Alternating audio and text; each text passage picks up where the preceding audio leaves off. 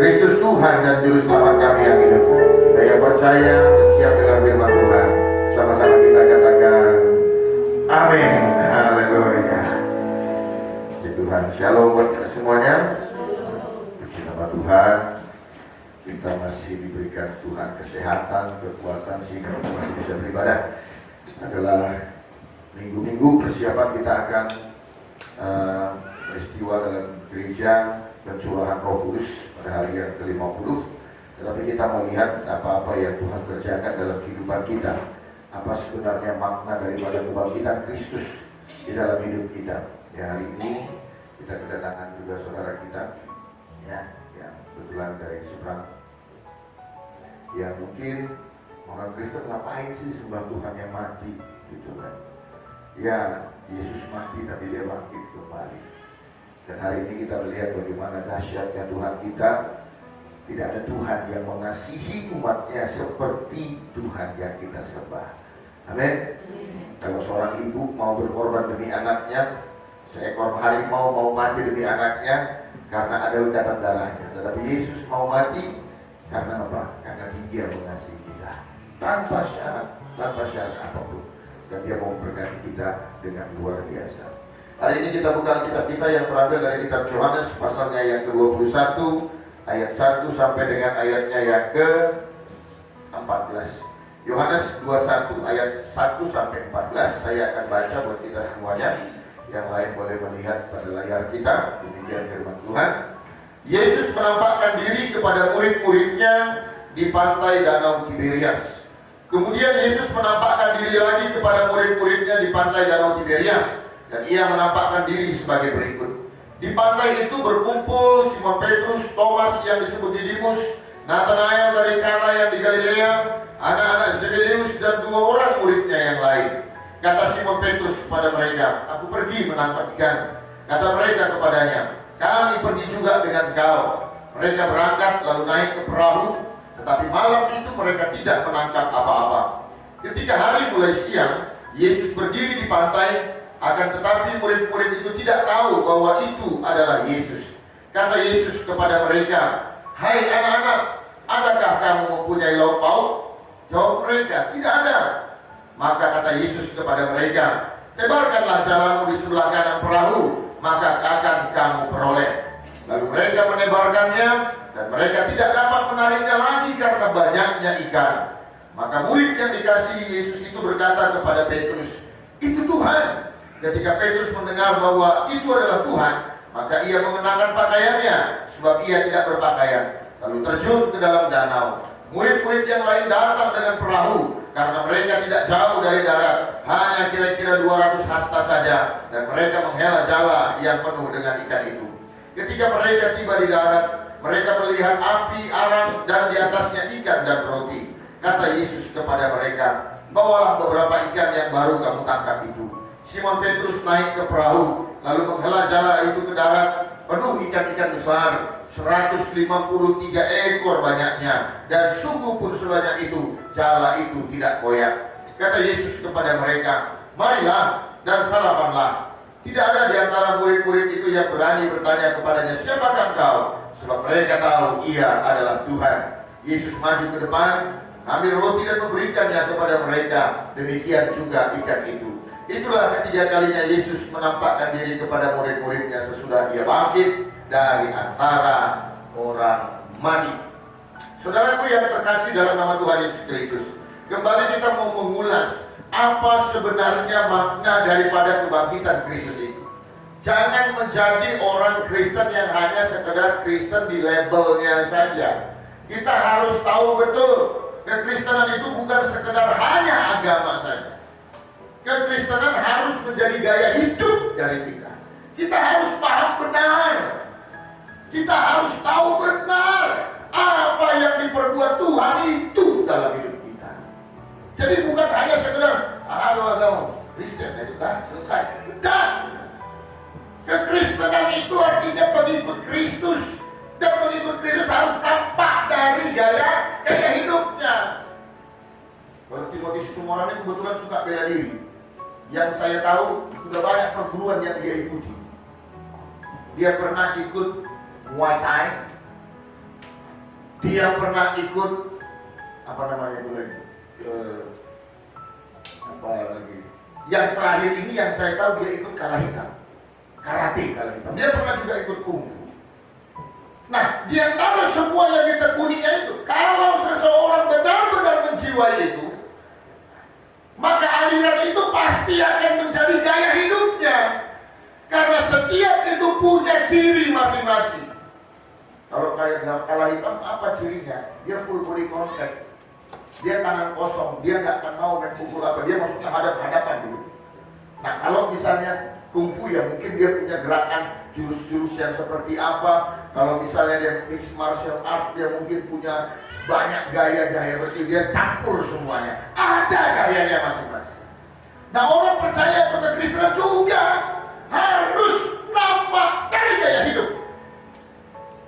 Makanya saya paling gak suka, jangan kita terlihat rohani di gereja, seolah-olah kita dipenuhi Roh Kudus ketika kita ada di gereja, tapi ketika kita di luar, Roh Kudus yang ada sama kita.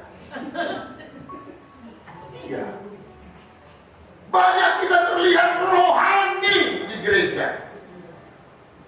Rohani semuanya di gereja. Tidak perlu, saudara. Yang perlu adalah ketika kita di luar sana, orang tahu ini pengikut Kristus. Ketika kita di luar sana, orang tahu, oh seperti ini kehidupan orang Kristen. Harus begitu. Jadi, saudaraku yang terkasih, karena itu kita harus paham betul apa makna daripada kebangkitan Kristus itu. Kenapa dia harus mati? Kenapa dia nggak kalahkan saja orang-orang yang menangkap dia? Dia lepaskan saja mereka. Hanya dengan sekali ucapan bisa selesai semua. Tetapi bukan seperti itu. Dia harus melakoni kematian. Dia harus menjalani cerita kematian. Karena apa? Karena sudah digariskan. Kalau manusia mau diselamatkan, maka harus ada sang juru selamat. Dan sang juru selamat itu harus melakukan tindakan apa? Dia harus mati, darahnya harus tercurah supaya tergenapi kita yang berdosa tidak binasa melainkan beroleh hidup ya. Jadi dia menepati. Dengan karena itu, oleh karena itu, makna kebangkitan pertama yang harus kita pegang dalam hidup kita, Allah yang saudara sembah, Tuhan yang kita sembah adalah Tuhan yang dapat dipercaya. Kalau dia berfirman, harus digenapi olehnya. Kalau lagu dunia, memang lidah tak bertulang, tak terbatas kata-kata, tinggi gunung 1000 janji, manis di bibir, lain di hati. Ya kan? Kemudian lanjutannya, aku pergi takkan lama, hanya 1 hari saja. 1000 tahun tak lama, hanya sebentar saja, kita akan berjumpa pula. Zaman dulu lagu. Kenapa aku tahu? Karena lagu favorit bapak dulu sering dijadikan dia. Oh iya, latar belakang lagunya apa? Karena ada seorang laki-laki yang ditinggalkan seorang perempuan. Katanya aku gak lama bang, pergi jadi TKW di sana bang. Gak pulang-pulang, ada di sana. Memang lidah tak bertulang katanya. Banyak lagu-lagu yang seperti itu bukan? Ya kan? Kejadian yang nyata. Akhirnya apa? Terlihatlah manusia tidak bisa dipegang hubungannya. Manusia adalah orang yang sering mengecewakan. Manusia tidak bisa komitmen dengan segala sesuatunya. Tetapi Allah yang saudara sembah dengan saya adalah Tuhan yang berkomitmen dengan kebenaran firman. Sekali dia berfirman, akan digenapi semuanya. Karena itu tak perlu takut untuk menjadi orang yang taat dan setia pada Tuhan. Karena apa? Kesetiaanmu akan dibayar lunas oleh Tuhan kita. Tidak perlu takut menjadi orang yang mengasihi Tuhan dan memikul salib Tuhan. Karena Tuhan pasti akan memberikan upah bagi orang-orang yang setia dan taat kepadanya. Sampai kapan Tuhan? Kok belum terjadi Tuhan? Kok belum doaku dijawab Tuhan? Percaya saja. Tuhan yang tidak pernah ingkar janji, seperti suami, seperti istri, seperti orang-orang sekitar kita. Tuhan kita pasti akan tepati janjinya. Dia Bapa yang layak untuk kita percayai. Saking banyaknya orang yang ingkar janji, banyak orang bahkan jatuh pada hal-hal yang negatif. Banyak kasus juga ada orang yang menjadi pecinta sesama jenis, laki-laki dengan laki-laki. Kalau kita tanya, kenapa kau suka sama laki-laki? Muka ganteng, badan bagus, suka sama laki-laki. Aku udah terlalu banyak kecewa sama perempuan. Perempuan suka sama perempuan. Kenapa kau suka sama perempuan? Aku sudah banyak kali kecewa dengan laki-laki. Manusia memang mengecewakan. Manusia tempatnya orang-orang yang tidak bisa menepati janjinya. Tapi saudaraku, dengan kebangkitan Yesus, Dia mau katakan kepada kita, janji itu sudah kugenapi. Aku harus mati, tetapi aku bangkit kembali pada hari yang ketiga. Aku Bapa yang layak engkau percayai. Amin. Bilang kanan kirinya, Tuhan yang layak dipercaya. Amin. Jadi jangan takut, jangan takut. Jangan rugi ikut Tuhan, gak perlu.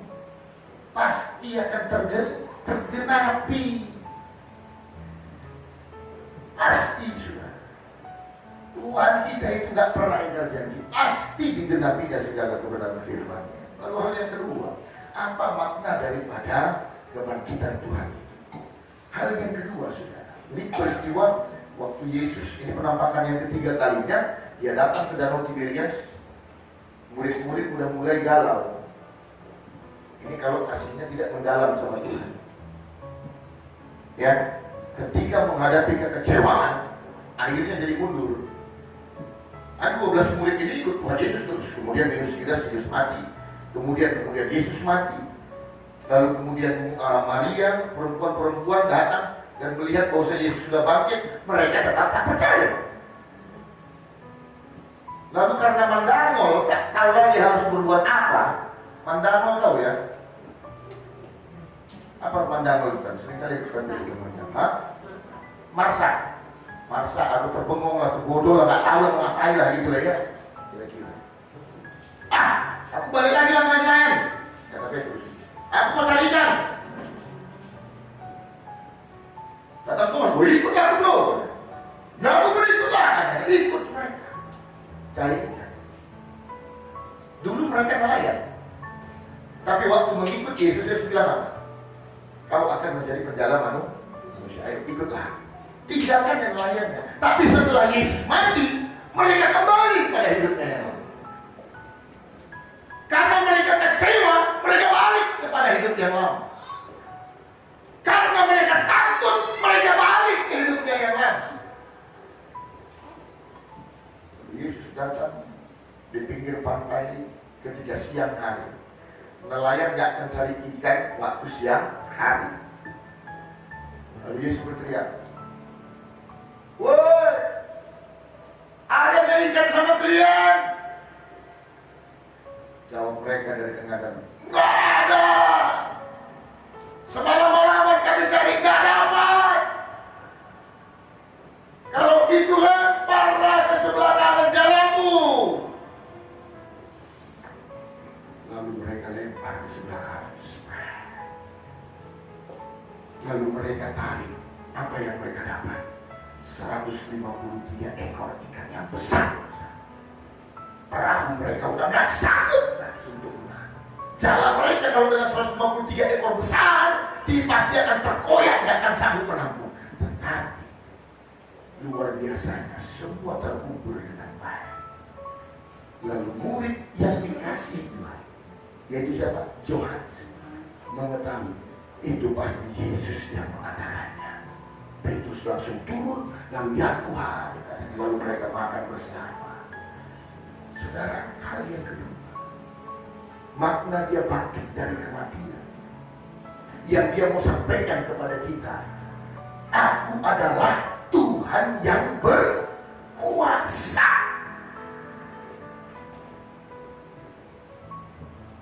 Dia tahu kekecewaanmu, saudara. Alasan kenapa harus terjadi penyaliban, kenapa harus terjadi yang namanya penyiksaan, kenapa harus terjadi yang namanya kematian. Tuhan mengajarkan juga sama kita, ini realita hidup. Kalau ada yang bilang menjadi Kristen maka tidak akan ada masalah, maka semua masalah kita akan musnah. Kita yang berhutang kita pasti akan tidak. Menjadi Kristen bukan sesuatu yang di surga sana. Dunia Tuhan mengajarkan. Lihat peristiwa Paskah. Aku dihina, aku dituduh untuk sesuatu yang tidak kulakukan. Aku disiksa, aku dicambuk, aku disalibkan. Ini realita hidup, Bapak Ibu. Kepahitan selama kita hidup pasti akan ada. Kekecewaan ketika kita hidup pasti akan ada. Ketidakenakan itu yang jadi sahabat kita hari lepas hari, saudara.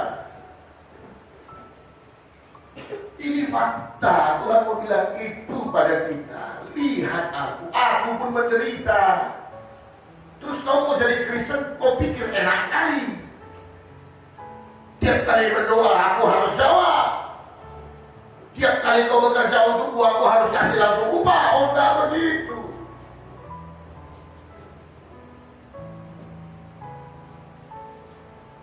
Ini fakta. Bukan dongeng, saudara. Jangan hidup dalam imajinasi atau hayalan.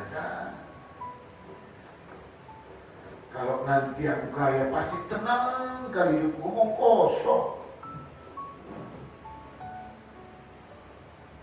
Pengacara yang tenar sekarang lagi ribut. Kurang apa kayaknya? Iya Pak, kurang ini.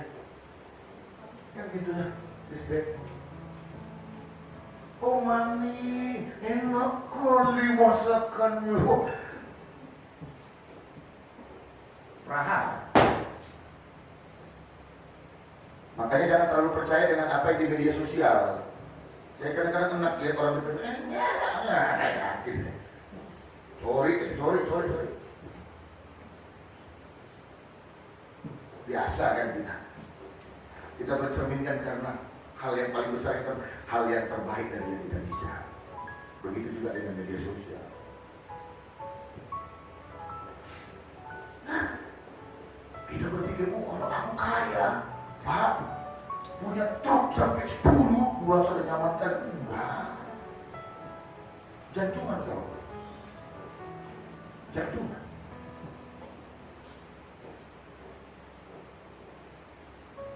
Pasti kau makin sibuk. Pasti kau makin stres. Oh, kalau uangku miliaran, Pak, pulang saya enak kali. Enggak. Buktinya banyak orang kaya mati bunuh diri juga karena merasa kesepian. Kita pikir-pikir, kurang apa ya, suaminya pengacara, punya nama besar, duit banyak, istri juga begitu, kaya raya, tadi cari uang juga, cantik juga. Apa yang kurang? Itu beribu. Gak ngeri kan?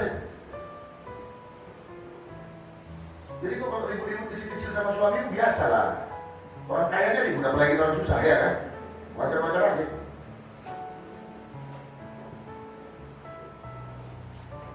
Jadi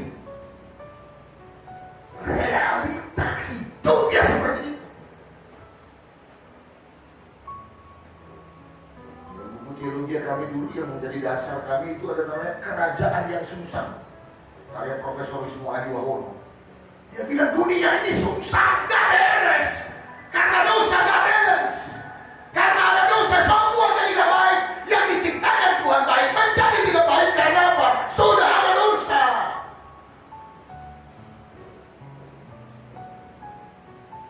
Waktu masih kere, romantis luar biasa. Berdoa kita deh, ayo kan. Begitu kaya lupa semuanya. Doa sama kita ya, waktu belum menikah. Ya. Berdoa bersama. Ya kan? Siapa? Mas ya? Kawan di Chandra sih. Hah? Epri. Berdoalah kita ya sayangnya. Terus 10 ya. Dan Yesus berkati kami begini. Jangan nanti udah nikah, hadap-hadapannya berdoa bentar lagi. Ributnya gak ada. Pokoknya bentar-bentar. Itulah kau. Dulu kau pacaran bagus sekali begini. Tapi itu fakta yang harus dijalani. Pada akhirnya yang kau pikir baik belum tentu seperti itu. Pada akhirnya seperti hayalanmu yang kau bayang-bayang kedua, kalau sama dia udah aman bahagia lah cinta segala macam, dan belum tentu mungkin kau akan dapat itu. Tapi dengar ini makna dari kebangkitan Kristus. Dia mewajarkan kepada kita dunia ini bukan dunia yang ideal, tetapi melalui kebangkitannya dia wajarkan walaupun dunia tak ideal, walaupun dunia mengecewakan, walaupun dunia menyesatkan, tetapi aku mampu membawa salibku menjadi taat dan pada akhirnya kemuliaan yang menjadi milikku. Kita pun akan melakukan hal yang sama. Jangan minta sama Tuhan supaya tidak ada masalah. Tak perlu minta sama Tuhan supaya uangku sekian. Minta sama Tuhan, apapun yang terjadi dalam hidupku, ajar aku supaya kuat menanggung segala sesuatunya. Sehingga ketika engkau diberkati, engkau tidak akan menjadi orang yang lupa diri. Karena ketika kita diberkati, ujiannya juga ada. Ketika engkau berkekurangan, engkau juga tetap kuat. Karena engkau tahu yang jadi dasar kekuatan adalah Kristus yang sudah bangkit itu. Murid-murid Yesus kembali kepada hidupnya yang lama karena tidak punya kecintaan yang sungguh. Itu sebabnya setelah ayat ini, nats ini saudara, di bawahnya Yesus bertanya pada Petrus, Petrus, apakah engkau mengasihi? Oh Tuhan, kau tahu aku mengasihimu. Kalau dalam bahasa aslinya dia pakai kata Petrus agapeo kepada Petrus jawab, Pilio. Tuhan, aku pilih kepada. Pertanyaan kedua, Petrus, engkau agapeo kepada. Petrus jawab lagi, Tuhan, aku pilih terhadap aku. Petrus, apakah engkau sungguh mengasihi? Lalu Petrus menangis. Wah, kau tahu hati. Sejak dari itu, Petrus diubahkan. Ketika dia tahu mengasihi Tuhan, tidak hanya berdasarkan karena hubungan yang dekat, karena aku murid dan engkau guru, itu video, tetapi Tuhan menuntut kasih pula. Kasihlah aku dengan kasih agape.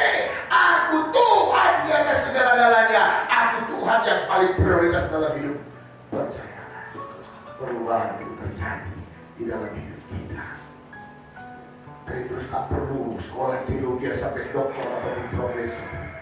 Tapi begitu dia berkhotbah setelah Roh Kudus singgah ke atasnya, 3.000 orang malam itu langsung bertobat, menyerahkan hidupnya pada Tuhan. Saudara, Yesus kita berkuasa. Berkuasa. Gak ada yang gak mungkin. Tak ada yang mustahil. Siapa oknum yang bisa bangkit dari kematian? Tidak ada. Kalau seandainya bisa nyogok untuk nggak mati, mungkin Jeff Bezos akan hidup selama-lamanya. Atau Elon Musk, orang yang paling kaya sekarang, akan hidup selama. Berapa sih harganya supaya nggak mati? Sekian triliun, aku bayar kan? Kalau seandainya masalahnya nggak bisa. Ikon mana Rasulullah? Bukan game over dulu. Bahkan dunia ini akan berakhir. Tapi baiknya Tuhan kita, mau Dia begitu dahsyat dan berkuasa itu dikalahkan. Sehingga kalaupun kita mengakhiri hidup kita di dunia, tapi kita akan hidup selama-lamanya. Karena upah dosa sudah dipatahkan oleh darah yang kudus, yaitu keselamatan yang diberikan Kristus. Tuhan kita berkuasa. Karena itu kalau kau menghadapi persoalan, jangan langsung mandiri. Kayak murid-murid, balik lagi, nggak tahu lagi kemana. Dilihat ada persoalan, jangan mundur.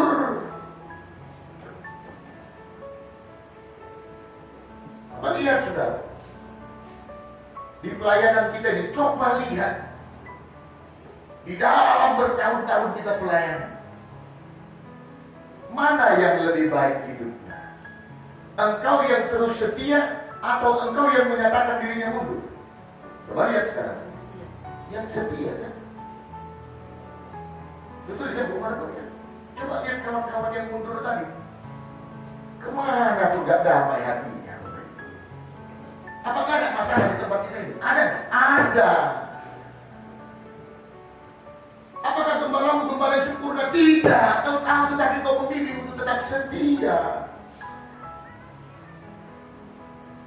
Dan terbukti kesetiaan itu akan jauh menghasilkan buah yang lebih baik daripada ketidaksetiaan. Akhirnya mulailah ada berkata, misal kalilah kalian, kenapa lah mundur kemarin? Kenapa lah mendengarkan kata sianu?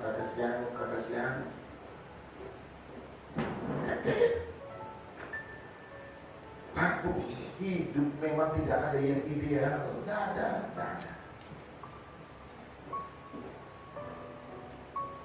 Bu, jangan kau pikir nanti kalau calon guru ini haruslah NS dari situ. Gimana guru? Ya kan? Jadi kalau security nggak datang, bisa.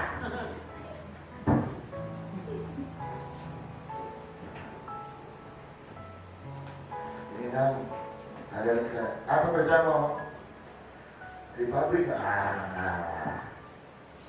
Udah ngobrol kan udah ke dalam. Coba dibilang, gimana kerja maka PNS? Wah, langsung dia semua yang ada di rumah dikeluarkan semuanya.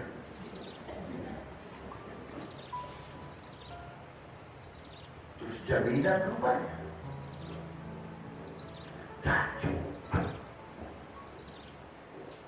Ada dokter, ada sama tentara, 3 bulan bisa juga. Dunia memang gak ada yang ideal. Karena itu yang Tuhan bilang, ayo. Aku gak janji kalau semua masalahmu pasti akan kayak lempang ke jalan tol. Aku gak pernah janji kalau kau hidup dan menerima aku sebagai Tuhan dan Juru Selamat, gak ada lagi sakit penyakit, gak ada lagi masalah. Enggak, semua akan tetap ada. Tetapi aku janji di masa yang sulit, di masa yang susah, di masa yang terjal, aku akan berikan kekuatan bersama-sama dengan aku. Engkau cakap menanggung segala perkara. Katakan amin. Tuhan kita Tuhan yang berkuasa. Yang ketiga, saudara, makna daripada kebangkitan itu adalah kebangkitan Kristus itu. Itulah yang mengubahkan hidup kita. Petrus orang yang paling bersemangat awalnya. Anak manusia akan mati, diserahkan, tetapi dia akan bangkit pada hari yang kedua. Siapa pula yang mau ngapain kamu? Aku yang paling depan, di ruangan dengarin. Petrus, biar kau tahu. Kaulah nanti yang menyangkal aku sampai dia. Ada itu guru, aku yang paling depan.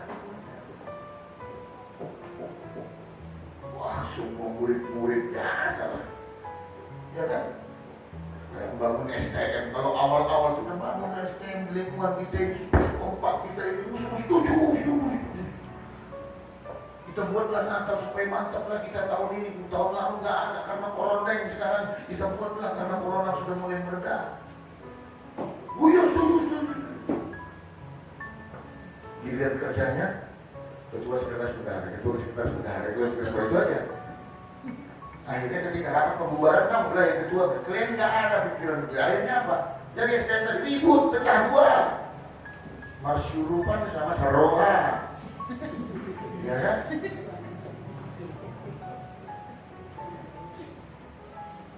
Di Saroha Natal tahun depan dibuat lagi, pecah lagi pas pembubaran. Baik mah Dostahi. Tahun depan di Dostahi ini pelawan lagi, pecah lagi. Dostahi 1, Dostahi 2. Kan gitu.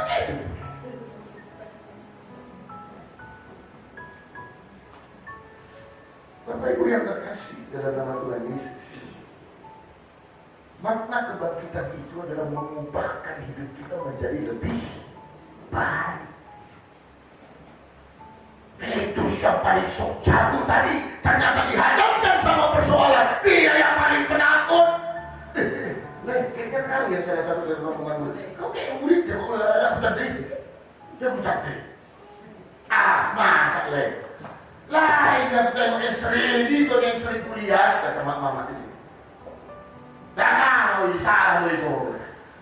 Dia bukan jadi. Itu itu. Oh, salah satu murid. Nomor gas tuh. Ini Tuhan terjadi. Berpokok lainnya. Yohanes lebih detail lagi dia bilang, lalu Yesus melihat ke arah Petrus. Di mana sok jagonya tadi? 0. Ternyata berkhianat. Ya kan? Bukankah hidup kita juga sering dikelilingi oleh orang yang seperti ini? Pada awalnya berkomitmen,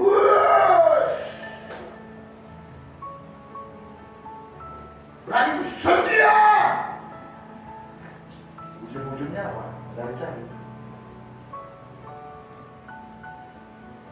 Tapi dengan ini Pak, Yesus bangkit kembali dan dia menjumpai Petrus.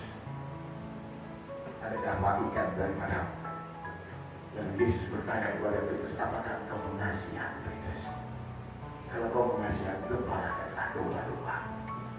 Kebangkitannya membuat perubahan di dalam kehidupan kita. Akhirnya Petrus yang pengecut itu adalah Petrus yang pemberani ke seluruh penjuru bumi untuk memberitakan keselamatan, memberitakan Yesus adalah Tuhan. Oleh karena kebangkitan Yesus, seorang teologi yang luar biasa yang bernama Saulus, yang bekerjanya membunuh orang-orang Kristen, akhirnya mereka lah, Saulus inilah yang menjadi penjala dan membawa umat Kristen semakin luar biasa lagi di dunia ini. Tentara-tentara Roma yang menyalibkan Yesus, Pontius Pilatus yang tidak mau mengambil keputusan apa-apa untuk menyelamatkan Yesus. Pada akhirnya kerajaan Roma berubah menjadi kerajaan Kristen yang bertahan sampai dengan hari ini. Tuhanmu, Tuhan yang sanggup mengubahkan keadaan kita, mengubahkan kehidupan kita. Jadi kalau kau mau kehidupan rumah tanggamu berubah, undang Yesus dalam hidupmu. Kalau engkau mau usahamu berjalan dengan baik, libatkan Yesus dalam setiap keputusanmu. Dan lihatlah perubahan itu terjadi. Lihat bagaimana Tuhan bekerja. Kau rindu supaya anakmu berubah, ayo libatkan Kristus. Bukan dengan cara dibal-bali anak baru bisa berubah. Nah. Kristus ada di dalam hidupmu terlebih dulu. Dan lihatlah perubahan yang terjadi pada saatnya nanti. Jadi makna kebangkitan yang kedua, yang ketiga adalah kebangkitannya membawa perubahan dalam hidup kita. Bilang kanan kirinya, kebangkitan membawa perubahan.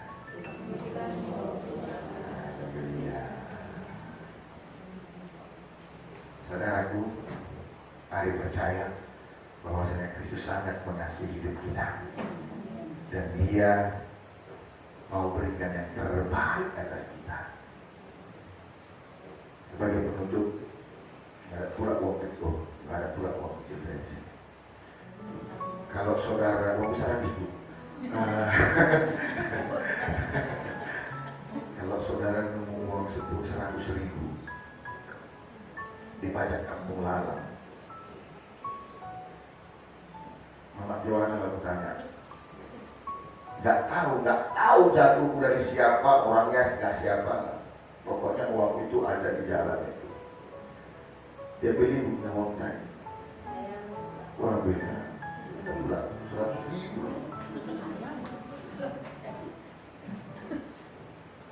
Dipajak ini bu, dipajak yang dalam, yang kecil-kecil itu.